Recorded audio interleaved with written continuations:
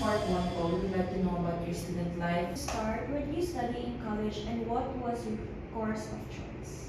I studied in the University of the Philippines in Diliman, and my course is actually political science because the mindset was actually to go to law school. Were there any extracurricular activities that you participated in during your college years? I ran for the student council. The first one was I ran for counselor. Then the second one is that I ran for vice chairperson for the College of Social Sciences and Philosophy. If we want to have a certain activity, then we have to raise the funds for it. Do you have any stories that you can share about your college years? You have to open up yourself. The world is so big. It's so wide. It's not what you see in the corner of your eyes. College life is the best time that you gain friends, and then later on in life, it would be your source for networking also. Were there any classmates that played a big role in your self-development? Siguro alam niyo na yun. Eh, di si Ruel. Ruel was my classmate in college. We were classmates in Political Science 192 under Dr. Grace Hapon. Do you mind telling us a bit about yung love story ni Mr. Ruel? I find the way si Ruel interesting and different during that time. Nakakatawa nga yun eh, kasi we met sa jeep. Yung ikot jeep. O, tapos, ako po siya, may pagkasuplado pa siya. Ako, medyo, sino ba ito? Bakit ang supla-suplado niya? Sa kanya, binantahan ko. Sabi ko, uy, pumili ka naman ng nitong stuff. Sabi niya, anong price niya? Cake.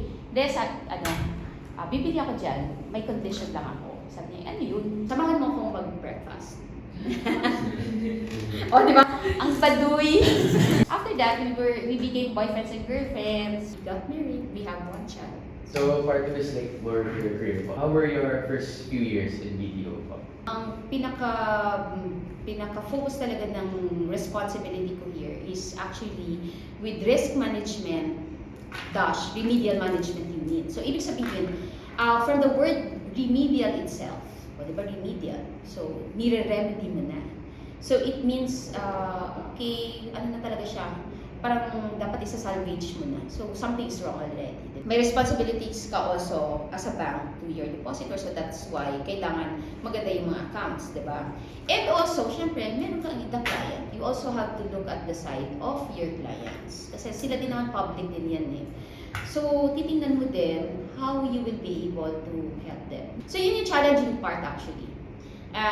How to balance off between the interest of your employer and also the interest of your clients. What was your toughest experience working in the financial industry? In terms of the working environment, you're not purely dealing with your co-lawyers. My boss, one of the groups interviewed him.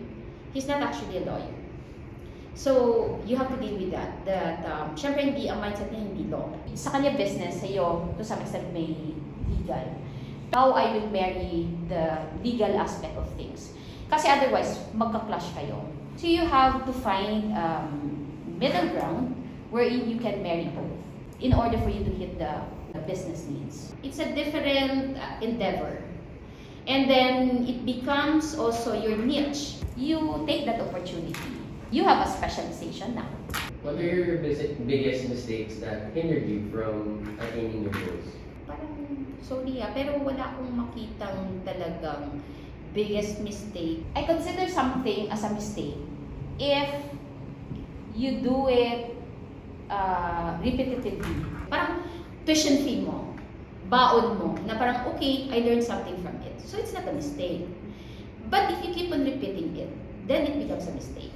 Kasi mali na talaga siya. Alam mo nang yun eh, may repercussion yun, inuulit-ulit mo pa. Can you describe a certain turning point in your career?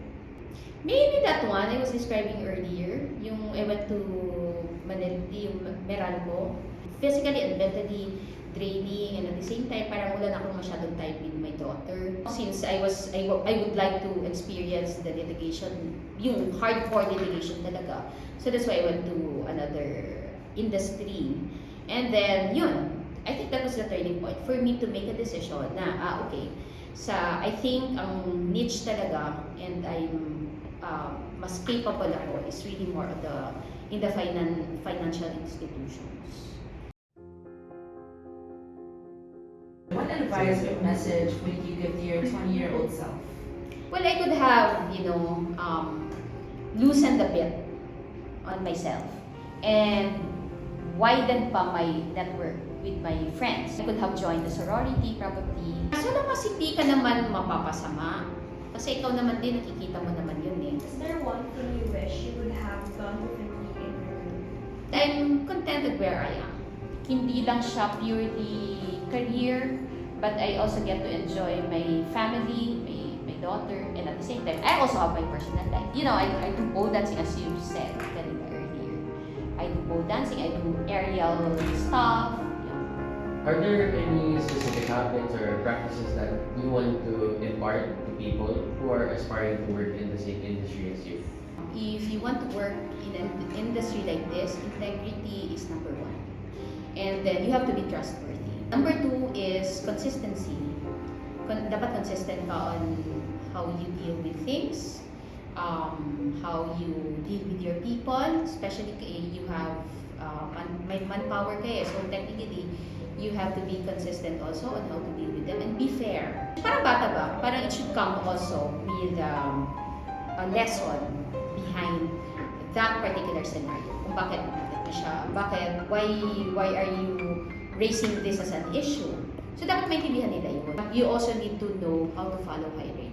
Because you chose an industry wherein you work with people who are not lawyers. And they have also knowledge on things that you don't know. And yun nga, humility.